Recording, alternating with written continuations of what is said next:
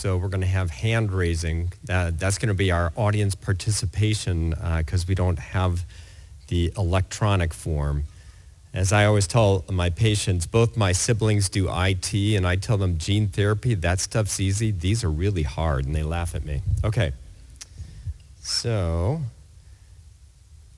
shout out to Sarita Saeed. I don't think she's here, but she was a resident of ours, and then she became a fellow at UC Irvine Neuromuscular, and she's now, I think, working in Idaho. So, all right. This young lady had onset at 8 years of age with subtle progressive weakness. 14, she's had trouble going upstairs, had trouble arising from a seated position or from the floor. Lower extremities were more affected than her upper extremities.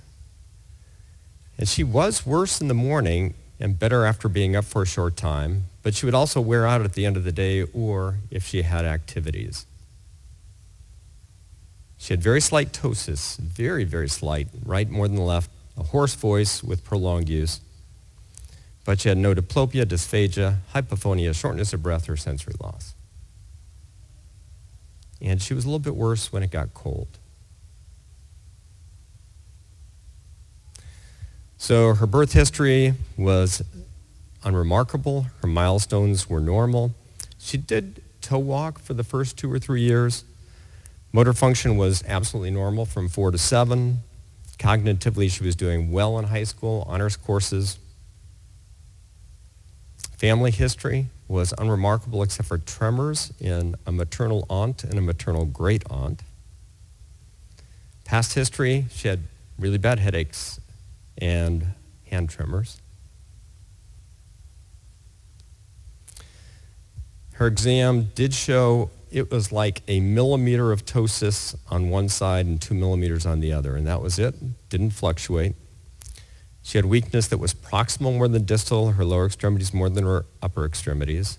She had this postural tremor. She had a hyperlordotic casual gait. She could walk on her toes, but not on her heels. And she had decreased hip excursion when running, and she could jump, but it was a low jump. She could barely get off the ground. These were her labs. She had some other testing.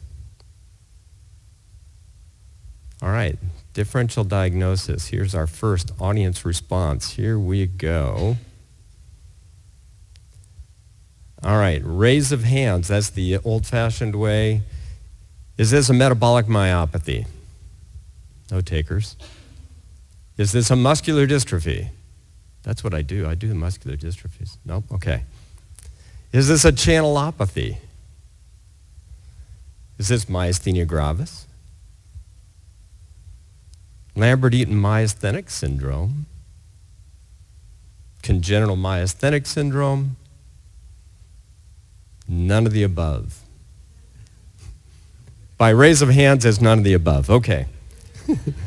All right, so what testing do you want to do for this fine young lady to diagnose her? All right, raise the hands again. Further lab tests. Maybe just, yeah, there we go.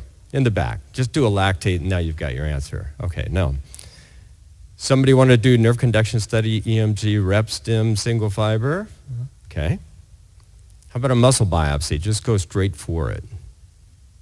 Okay. Genetic testing? I like that answer too. Yeah. Muscle imaging? Okay. And how about mitochondrial testing? Okay. Actually, I think 3 or 4 of these are the correct answers, so we'll go through that. All right. Anybody want to shout out what this is? Doc 7, that's a really good thought. And close. All right, so we did some other labs. So we were thinking, man, maybe this is. And we certainly had to exclude that this was autoimmune myasthenia. We did do nerve conduction studies that were normal. Her EMG did show sort of low amplitude, short duration motor units. Rep stim was normal distally, but rep stim was not normal proximally. So this is the young lady's diagnosis. We did genetic testing next. So she had pathogenic variants in GFPT1, congenital myasthenic syndrome. We did start treatment with pyridostigmine. She was happy. She was somewhat improved. We also added 3,4-DAP, and she was much, much better.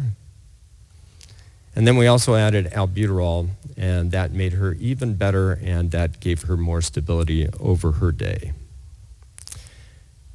She's doing well in college, high honors, works at school. She's fatigued in the cold.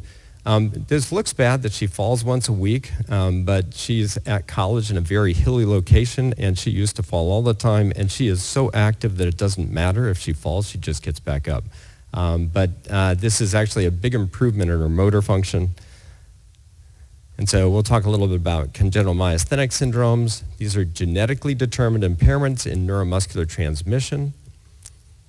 What's important here is that most of these are proteins associated with the neuromuscular junction, either presynaptically or postsynaptically, but there are also glycosylation enzymes, and the glycosylation enzymes, as you see in this very small image here, they affect both the pre- and the postsynaptic proteins, and so they act like both.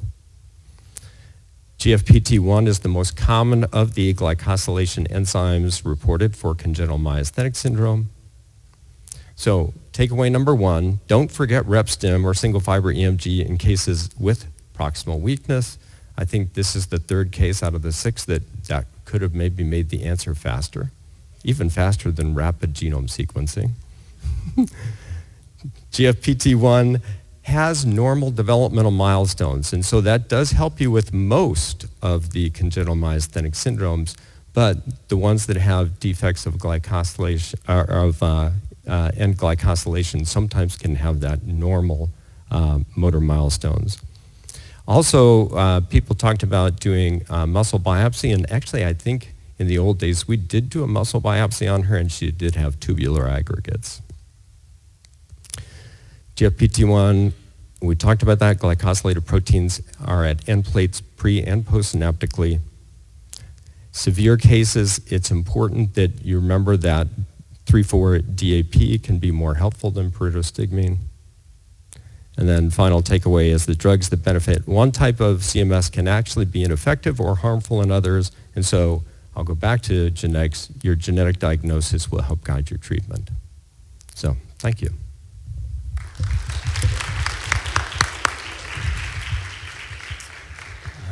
Thank you. So we will open the floor for questions. We have 5 or 6 minutes. Yeah, I think one of the take-home messages is, like, particularly on those patients who do not have clear oculobulbar symptoms and they coming in just with proximal limb weakness, that's really something to consider. And the other important thing is if that EMG was essentially normal, except for the changes that you see on the needle EMG, you're seeing the small amplitude and the short duration units, and those are not myopathic. And usually if you see those, it is important to do repetitive nerve stimulation and make sure that we're looking at the NMJ function in that setting. Yeah, please go ahead. Yes, I have a question. I was curious about your comment about impairment with cold temperature. Because usually myasthenia gravis is the opposite, but there are some congenital myasthenic syndromes that actually get worse with cold temperature, typically deficiency of cholinacetyltransferase with episodic apneas. So I wonder, first of all, I want to confirm that this is true, that she was getting worse with cold temperature. And what could be the explanation for that? 2 answers to that. First, yes, she did get worse. The second is, I don't know the physiology behind that. And I can reach out to everybody in the room. I don't know if it matters if it's a presynaptic or postsynaptic. I don't know if anybody knows that, whether the cold makes a difference that direction. But I don't know why it is worse, but that definitely was part of her case.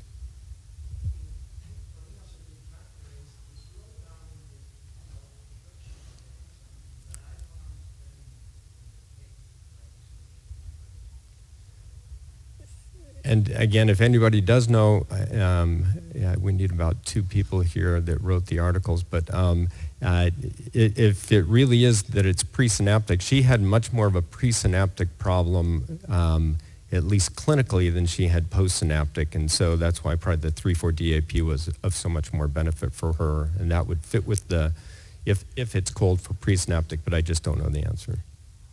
Good question.